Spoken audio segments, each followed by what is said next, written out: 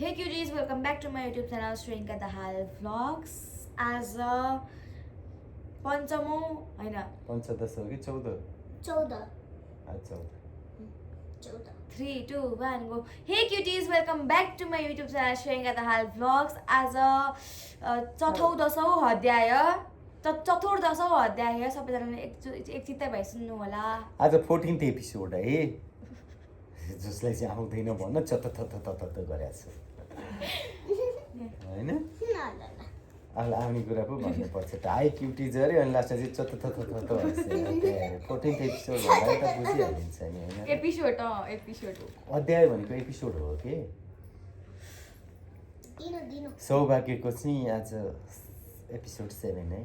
ल यम ब्रह्मा वरुणेन्द्र रुद्र मरुता स्तुवन्ति देवैस्तवै वेदै साङ्गवता ब्रह्म परिसरै गायन्ति यं सामगा ध्यानावस्थितगतेन मनसा पश्यन्ति यं योगिनो ये शान्तं न विदुर्सुरासुरगण देवाय तस्मै नमः. श्रीमान चन्दन चर्चितो जन्मपु शुक्लं वरा मल्लिका मालालङ्कृतकुण्डला प्रबला सम्मुक्तावली शोभिता सर्वै ज्ञानदान पुस्तकधरी रुद्राक्षमालाधरी वाग्देवी वदनाम्बुजो वसतु मे त्रैलोक्यमाता चिरम् मुखं करोति वाचरं पङ्गुलं यते गिरिं यत्कृतातमो वन्दे परमानन्दमाधवम्. नमो भगवते तस्मै व्यासाय मिततेजसे यस्य भगवताक्षमै नारायण कथामिमम्. नारायण नमस्कृतं नरं चैव नरोत्तमं देवी सरस्वती व्यासं ततो जयमतिरे. यिनीहरू पुस्तकमा चढाइदिनु धोइदिनु सुन्नेले चित्त भए सुन्नु भनेर स्पष्ट गरे है. यो कुरा चाहिँ याद होस्. के भन्नुभयो? व्यासाय मिततेजसे हो कि मिततेजसे. म त्यही भन्दै व्यासाय मिततेजसे स्पष्ट गरी चाहियो है मलाई. स्पष्ट जसलाई चाहिँ स्त्री र रतिमा फरक छुट्याउन आउँदैन. चतुर्दश अध्याय. पार्वतीले महादेवलाई स्वस्तानीको प्रसाद टक्र्याएको कुमार सेवा गर्नुहुन्छ. हे अगस्त मुनि त्यहाँ पछि गिरिजा शिशोधरी परमेश्वरको प्रसाद 8 रोटी 8 अक्षता 8 बेली पुष्प 8 जोर जनै 8 पान 8 खुड्का होइन कुड्का सुपारी सगुन समेत ल्याए. हे स्वामी, अब मेरो तपस्या पूर्ण भयो. केटाकेटीदेखि होला भजिरहेकी आज मैले पाएँ भने श्री महादेवका हातमा चढाई साष्टाङ्ग प्रणाम गरेर हे आदि पुरुष श्री महादेवका हातमा श्रीस्वस्तानी परमेश्वरीका व्रतका प्रभावले मलाई हजुरलाई समीप गराउन पाएँ. हे नाथ, संसारमा कोही दुःख छन्, कोही दरिद्र छन्, कोही पापी छन्, कसैका सन्तान छैन, कसैका पुरुष छैनन्, कसैका घरबार छैन. यो व्रत प्रकाश गरिदिए सबैको उद्धार हुने थियो. यदि पार्वतीले भनेको सुनि श्री महादेव आज्ञा गर्नुहुन्छ. ए उमादेवी, तिमी धन्य रहेछौ. दुखी दरिद्रमाथि तिमीलाई यस्तो दया उठ्यो भने म उपाय बताउँछु सुन भनी बताउन थाल्नुभयो. हे प्रिय, अस्वस्थामा ऋषिलाई ढाकी पहिले रसाताल पातालमा पठाऊ. उहाँ उनैले यो व्रतका प्रकाश दिन्छन्. यो सुनि पार्वती हस् भनी ऋषिलाई डाक्न पठाई र अस्वस्थामा ऋषि आएर श्री महादेव पार्वतीलाई प्रणाम गरे. हे भवनी शङ्कर, मलाई केही कामले सम्झनु भएको आगे गर्नुहोस्, तयार छु भनी बिन्ती गरे. त्यो सुनि पार्वती आगे गर्दैछन्. हे अस्वस्थामा, तिमी पातालमा जाऊ र त्यहाँ उहाँ जो दुखी छन्, जो दरिद्र छन्, जसका स्त्री छैन, जसका पुरुष छैनन्, जसका सन्तान छैन, तिनीहरूलाई श्रीस्वस्तानी परमेश्वरीको व्रत गर र उनीहरूको उद्धार होस् भनी विष्णुले आफूलाई बताएको व्रत विधि सुनाइ जाऊ भनी बिदा दिइन्. त्यो सुनि अस्वस्थामा ऋषि खुसी हुँदै श्री महादेव उमादेवीलाई साष्टाङ्ग प्रणाम गरी पातालतिर जाँदा भए. अनि पछि एक दिन श्री महादेवले गिरिजा कत्तिकी चतुरी रहिछिन् हेर्नु पर्यो भने आफू कसैले नदेख्ने ठाउँमा लुक्न जानुभयो. श्री महादेवलाई गिरिजाले देख्न र यताउता खोजी हिँड्न लागिन्. कहीँ पाउन सकेनन् र चित्त आकुल व्याकुल गरी विलाप गर्न लागिन्. केही बेरपछि चित्त सम्हालेर कसो भयो, कहाँ जानुभयो होला भनी सबै ठाउँ खोज्दा लुकिरहेको श्री महादेवलाई फेला पारेर बिन्ती गरेन, हे ईश्वर तपाईँ किन मलाई यसरी अत्याएर लुक्न जानुभएको, म राम्री भइन र मन नपरी लुक्न जानुभयो कि अथवा मलाई छोडी कतै जान लाग्नु भयो। यसरी पार्वतीले चित्त दुखाएर गुनासो गरेको सुनि केही नबोली श्री महादेव मनै मन लाग्नुभयो। यी पार्वती मलाई यसो छोड्ने भएनन्, यो रूप छोडी अर्को रूपले वन विहार गरेर वनमा डुल्न जानु पर्यो भने त्यहाँबाट अन्तर्ध्यान भई श्लेषमान्तक वनमा गई किराँतीको भेष धरी वनमा शिकार गरी हिँड्न लाग्नुभयो। श्री महादेवलाई फेरि नदेखि गिरिजाले साह्रै दुःख मानी महादेवले मलाई किन यसरी छल गर्नुभयो भनी मनमा सन्देह गरी ध्यान दृष्टिले विचार गरी हेर्दा श्री महादेवले किराँतीको बेस लिई श्लेषमान्तक वनमा शिकार गरी हिँडेको थाहा पाइन। पार्वतीले श्री महादेवलाई छल्नका निमित्त चटक्क परेकी राम्री किराँतिनी बनेर किसिम किसिमका हावभाव कटाक्ष गरी श्लेषमान्तक वनमा गई एउटा ठुलो रुखको छारीमुनि बसिरहन्। श्री महादेव पनि वन फिर्दै फिर्दै त्यहाँ आइपुग्नु भयो र किराँतिनी रूप पार्वतीलाई देखेर मोहित भई सोध्न लाग्नुभयो, ए सुन्दरी तिमी को हौ, देवकन्या हौ कि अथवा अप्सरा हौ? मैले हेर्दा त तिमी जस्तै राम्री यो संसारमा हुन दुर्लभ छ।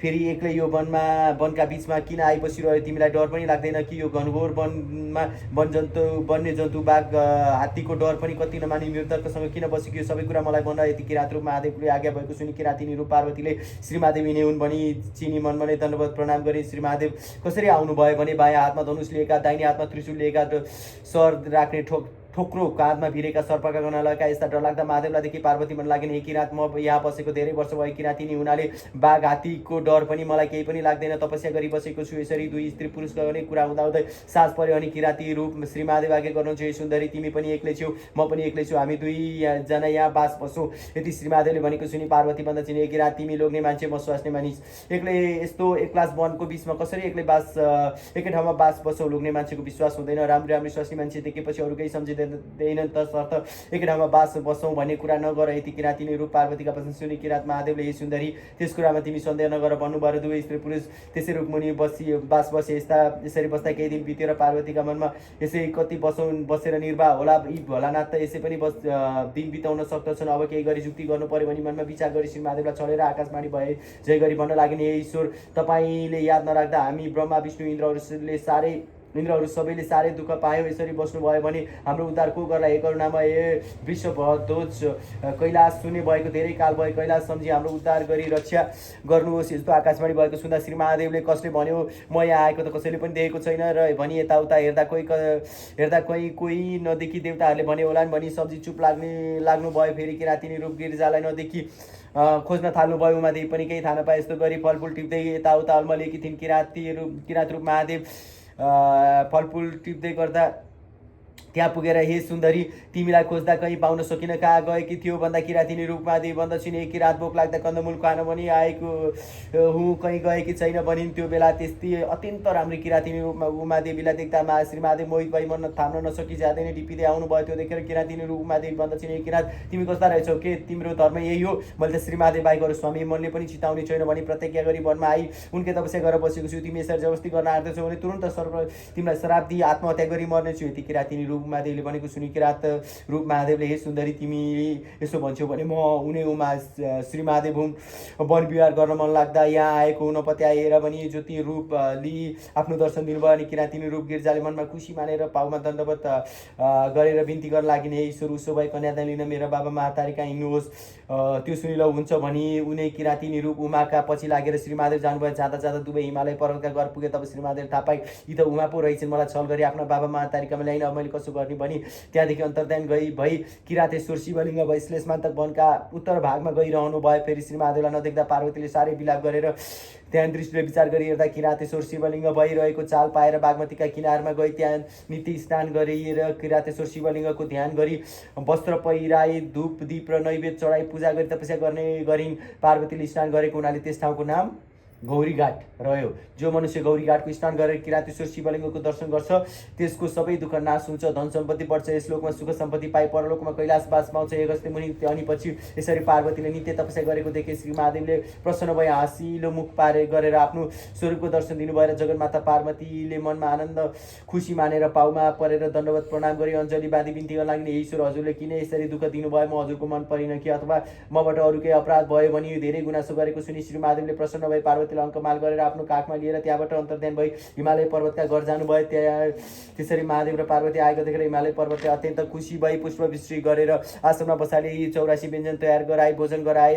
त्यहाँ 2-4 दिन बसेर महादेवले पार्वतीलाई भन्नुभयो, हे पार्वती, धेरै दिन भयो कैलाश शून्य भइरहेको छ, अब यहाँ कति बसिराख्नु, उहाँ जाउँ, तिम्रो बाबा महातारीसित बिदा हो भन्दा पार्वतीले हस् भनी दुवै स्त्री पुरुष हिमालय पर्वत सित बिदा हुन गए। महादेवजी ससुरालाई भन्नुहुन्छ, हे पिता, सतीदेवी स्वर्ग भएदेखि कैलाश शून्य छ, अब तपाईँले आज्ञा दिए वहाँ जाँदा हो। यसरी आफूलाई पिता भनी बोलेको सुन्दा हिमालयले साह्रै खुसी भई श्री महादेवसित बिन्ती गरे, हे त्रैलोक्यनाथ, सब देवताका पितामह, तपाईँले साधारण मानिसले भने जस्तै महले छोपी हे पिता भन्नुभयो, मेरा सबै अज्ञान नाश गरी ज्ञान दिनुहोस्। सधैँ तपाईँका भक्तिमा मेरो चित्त लागिरहोस्। हे शङ्कर, मसँग प्रसन्न हुनुहोस्। हे शशिशेखर, पहिले पूजा लिनुहोस् भनी श्री महादेव र गिरिजालाई नाना रङ्ग बिरङ्ग वस्त्र अलङ्कार पहिराई सिंहासनमा बसाली षोडशोपचारले पूजा गरेर भोजन गराई बिउन स्तुति गर्न लागे। भवानी शङ्कर जस्तै लक्ष्मी नारायण समुद्रका घर गई बसेमा उनलाई आनन्द भयो थियो, त्यस्तै तपाईँ 2 स्त्री पुरुष छोरी ज्वाइँ मेरा घरमा राज हुनुभएको देखि मलाई आनन्द लाग्यो। जगदीश्वर आफ्ना मायाले संसारमा व्याप्त भइरहेका यस्ता तपाईँलाई कोटी कोटी नमस्कार छ। फेरि समुद्र मन्थन गर्दा कालकुट विष निस्क्यो र संसार भस्म हुन लाग्यो। त्यसबेला तपाईँले विष कण्ठमा राखी रक्षा गर्दा नीलकण्ठ नाम रह्यो, यस्ता तपाईँलाई कोटी कोटी नमस्कार छ। फेरि आफैले सृष्टि गर्ने, आफैले सम्हार गर्ने, यस्ता तपाईँलाई कोटी कोटी नमस्कार छ। फेरि त्रिपुरासुर दैत्यलाई मार्दा तपाईँका सामग्री कस्ता थिए भने पृथ्वी रथ, 4 बेदका घोडा, चन्द्र सूर्य रथका पाङ्रा, ब्रह्मा सारथी, सुमेरु पर्वत, धनु, शेषनाग, धनुको तादो, विष्णु भगवान बाण, यस्तो सामग्री गरेर दैत्यलाई मारे तपाईँलाई कोटी कोटी नमस्कार छ। हे देवादिदेव ब्रह्मा पनि तपाईँ, चर अचर पनि तपाईँ, नारायण पनि तपाईँ, सत्व रज तम पनि तपाईँ, मृत्युका मृत्यु, कालका काल पनि तपाईँ, गुणका गुण पनि तपाईँ, देवताका देवता, अनाथका नाथ पनि तपाईँ, विश्वरूप पनि तपाईँ, आदि अन्त्य नभएका पनि तपाईँ, अष्टवसु, द्वादशादित्य पनि तपाईँ, 10 दिक्पाल पनि तपाईँ, सबै प्राणीका हृदयमा बसी पाप पुण्यको साक्षी भइरहेका पनि तपाईँ, तपाईँको महिमा गाउन चतुर्मुख ब्रह्माको पनि तागत छैन, 1000 जिब्रा भएका शेषनागको पनि सामर्थ्य छैन, मेरो कसरी होला। यसरी हिमालय पर्वतले नाना स्तुति गरेको श्री महादेव गरेको सुनेर श्री महादेवले खुसी भएर हँसिलो मुख गरी, हे पर्वतराज, तपाईँको भक्ति देखेर म खुसी भएँ, सधैँ मेरो भक्तिमा चित्त लगाई आखिरमा कैलाशको पदवी पाउनु होला। अब हामी जान्छौँ भनी हिमालय पर्वत र मेनकासित बिदा भई साडेमा चढी गिरिजालाई काखमा लिई कैलाशमा गएर प्रमथगणले सहित भए आनन्दले रहनुभयो। प्रथम गण इति श्री स्कन्द पुराणे केदारखण्डे माघ महस्मते कुमार अगस्त्य संवादे शिशुचारी परमेश्वराय व्रतकथाय पार्वती कैलाश पर्वस्य नाम चतुर्दश अध्याय। माघ महामस्ते के भन्छ यहाँ महात्म्य के माघ महात्म्य बाबा कालकुट विष हो र हलाहाल होइन कालकुट विष सबै सिरियलमा त्यही आउँछ त हलाहाल भनेर। यो के कुन हो ल यो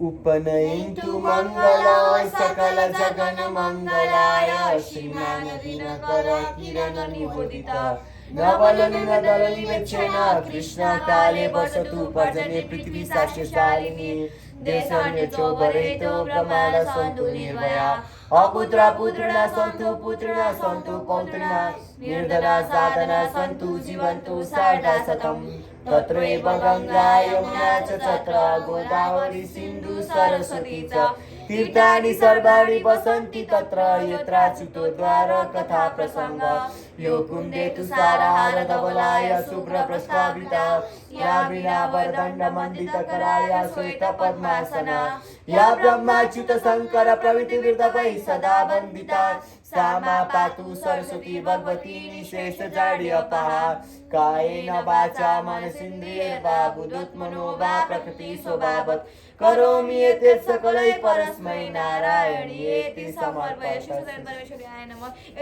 समर्पयेत् श्रीशुस्तानि परमेश्वराय नमः।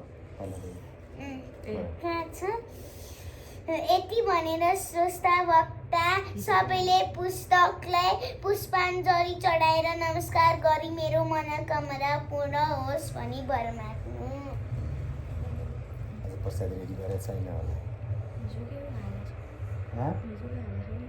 हो के कुन प्रसाद जाऊ प्रसाद लिएर पूजाको ठाउँमा मिस्टी होला Okay guys, this much for today. Okay cuties, this was for today. See you in next vlog. Bye. Bye.